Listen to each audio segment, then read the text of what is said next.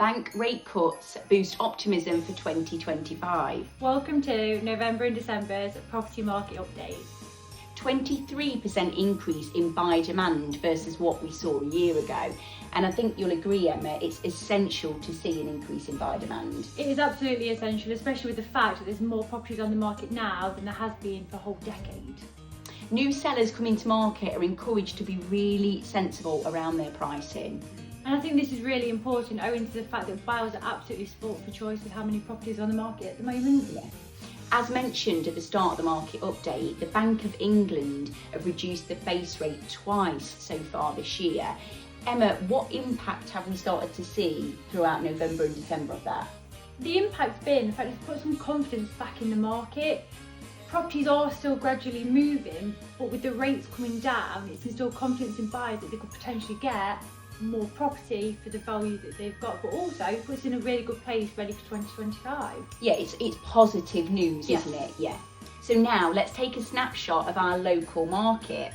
So throughout November and December, we've seen 281 new instructions brought to market.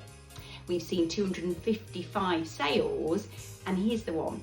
We've seen 185 reductions throughout our local market.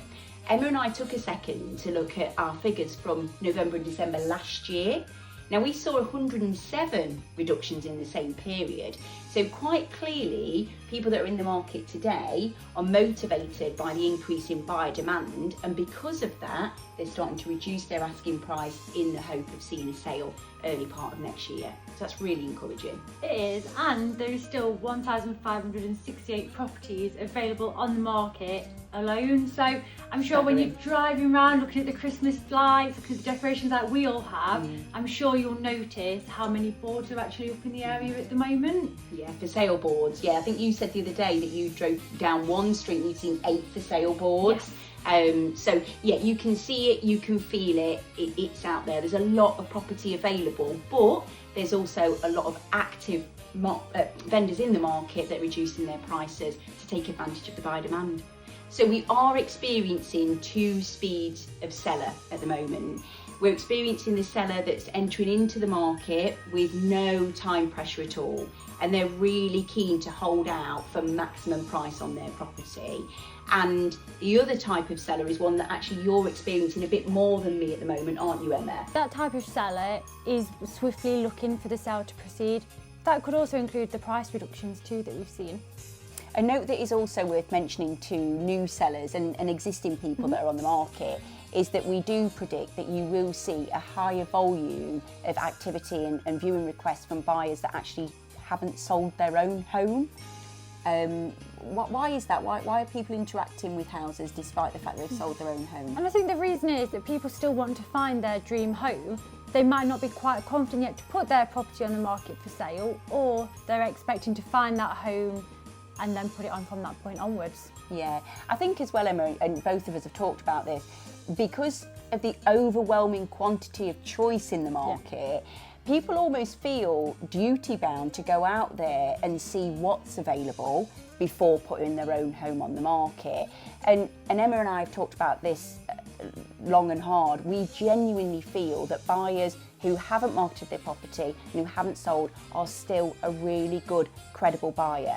So we appreciate you spend a lot of time getting your house ready for these viewings to take place, but I promise you they are still very good, strong, credible buyers. So we just want to take up a couple more minutes of your time to go over and round up 2024 and also give some of our predictions for 2025. So Hayley, what do you think the positives have been out of 2024?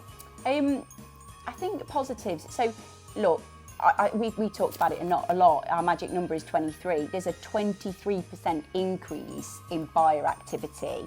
Like when we looked at this time last year, Emma, there was 9%. So a huge marked improvement on buyer activity. And I think that has to be down to the fact that the mortgage rates have reduced this year consistently. And okay, we've had a couple of peaks and troughs towards the end, but that's been understandable with economic instability, etc. So yeah, for me, buyer demand is up there as a real positive, and mortgage rates reducing as well. And Emma, can you just give us your interpretation of a couple of the negative things that we've experienced in 2024? Yeah, so even though the base rate has come down for mortgages, there is still the uncertainty with the buyer affordability. A lot more people are having to stretch their budgets to be able to afford the houses that are on the market at the moment currently. I think that's fair.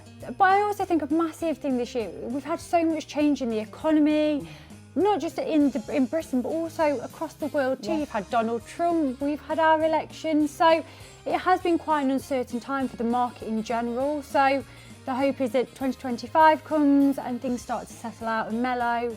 Yeah, to move forward. we see less of these big events Yeah. because I think what's happened is it's paused people's plans, hasn't it? And we've experienced that when we're doing viewings with people, talking to new sellers. So yeah, less big events, please. So now's the time for us to pin our colours to the mast. So what do we think is going to happen in 2025?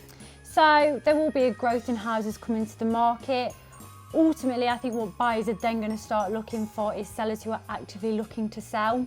Buyers are becoming very savvy at the moment, and I think that we will, as the market continues to grow with the amount of properties going on, we are going to see buyers actively target as such sellers who actively want to sell. Yeah. I think buyers, savvy is a good word for it. Buyers are researching areas, they're researching what vendors paid for property.